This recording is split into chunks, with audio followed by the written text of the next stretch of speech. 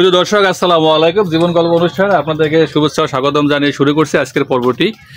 দর্শক, স্ক্রিনটা যে নাম্বারটি দেখছেন চ্যানেল কর্তৃপক্ষের নাম্বার, আর আপনারা অবশ্যই ভিডিওটি শেষ পর্যন্ত না দেখে কোনো অবস্থাতেই আমাদেরকে ফোন দিয়ে বিরক্ত করবেন না। আপুটিকে যদি কারো ভালো লাগে বা পছন্দ হয়ে থাকে তাহলে অবশ্যই স্ক্রিনশট দিয়ে ছবি তুলে পাঠিয়ে তারপরে আমাদের সাথে ভয়েস দিয়ে রাখবেন, আমরা যোগাযোগ করে নিব। সরাসরি চলে যাচ্ছে অতিথির কাছে। আসসালামু আলাইকুম আপু, কেমন আছেন? ওয়ালাইকুম আসসালাম ভাইয়া, ভালো আছি। আপনি কেমন আছেন? আলহামদুলিল্লাহ, আমি ভালো আছি। আপনার সম্পর্কে আমরা জানতে চাই, একটু শোনাবেন? অবশ্যই ভাইয়া, শোনানোর জন্যই তো আপনার কাছে আসছি। জি বলেন, শুনতে চাই। আমার নাম লিমা, আমার দেশের বাড়ি বরিশাল, আমার জেলা পিরিজপুর। আমি আমার লম্বা হয়েছে যে 5 ফুট 3 ইঞ্চি। আমি কোরআন শরীফ খতম দিছি, নামাজ রোজা ঠিক মতন আল্লাহর রহমতে করি।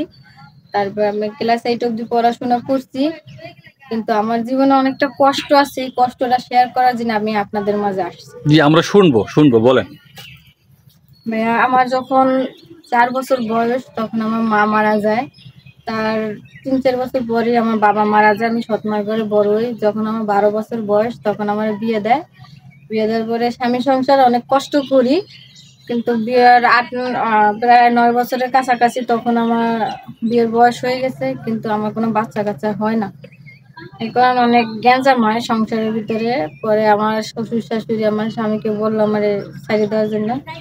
পরে আমার অনেক মারধর করে আমার জামাই আমার ডিভোর্স দিয়ে দেয়। তখন আমি আমার সৎমার কাছে আসি, কিন্তু সৎমা আমার বাড়িতে স্থান দেয় না, পরে আমার বাড়িতে বাড়ি করে দেয়। আর এমন কোনো আমার আত্মীয় স্বজন নাই যে আমি কার কাছে যাব, সেরকমের কেউ নাই আমার। পরে অনেক কষ্ট নিয়ে একটা বোন, বাড়ির পাশের একটা বোন আমার বললো ঢাকায় আসতে, ঢাকায় এসে চাকরি করতে। পরে ঢাকায় আসছি, কিন্তু কোনো জায়গায় চাকরি হচ্ছে না আমার। অনেক বিপদে আছি। আর বুঝতে তো পারতেছেন এই অবস্থায় আর দেখলে কেউ বিশ্বাস করে না যে আমার বিয়ে হয়েছে বা আমার সংসার ভেঙে গেছে। এই কারণে অনেকটা সমস্যায় পড়ছি আমি। সমস্যার কোনো শেষ নাই আমার।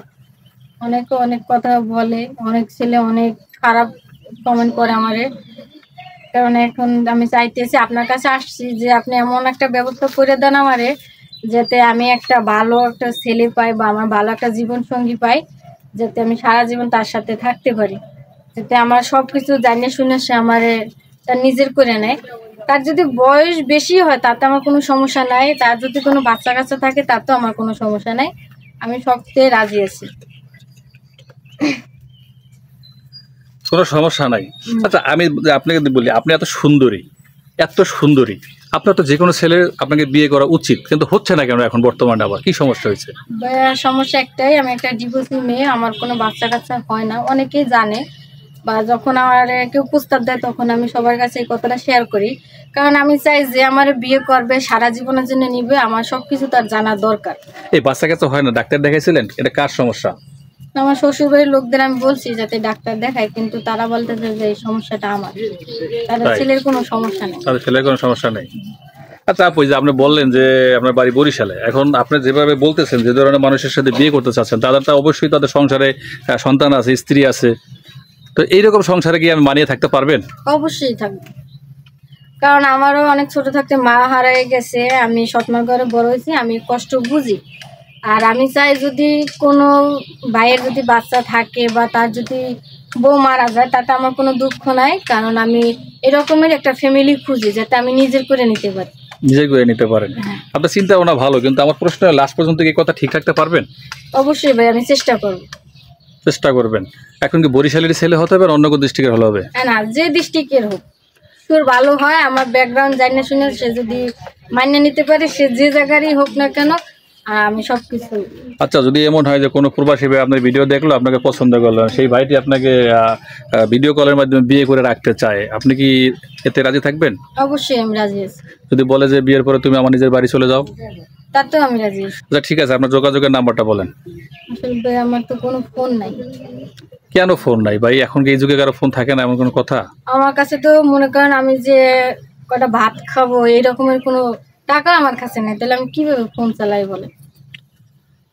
এটাও তো সমস্যা। তাহলে এখন আপনি চলবেন কিভাবে? আপনার কি অবস্থা? যে আমার এখানে আসলেন, এখানে যাওয়ার পরে থাকবেন কোথায়, খাবেন কি? এবং কি করব আমি নিজেও জানি না, কিন্তু চেষ্টা করবো যদি কিছু করতে পারি। 2 বেলা 2 মুঠো তো আমার খাইয়ে পরে থাকতে হবে। চাকরি হচ্ছে না কেন? চাকরি হচ্ছে না, এক্ষেত্রে আমি এইটাই পড়াশোনা করছি, এখন তো মনে করেন জেএসসি পাশে এসএসসি পাশের সার্টিফিকেট লাগে, মানে ইন্টার পাশে সার্টিফিকেট লাগে, এখন তো মনে করেন ওইসব আমার কিছু নাই, এই কারণে সমস্যা। আর আমার দিকে মনে করেন যে গার্মেন্টসের গেটে আমি যাই না, কারণ সবাই একটু খারাপ নজরে চায়, অনেকে অনেক ধরনের কথা বলে, এই কারণে চাকরিও হচ্ছে না আমার। দর্শক, গল্পটি আমরা বাড়াচ্ছি না, পরবর্তী গল্প দেখার আমন্ত্রণ জানিয়ে এখানে শেষ করে দিই। সবাই ভালো থাকবেন, আল্লাহ হাফেজ।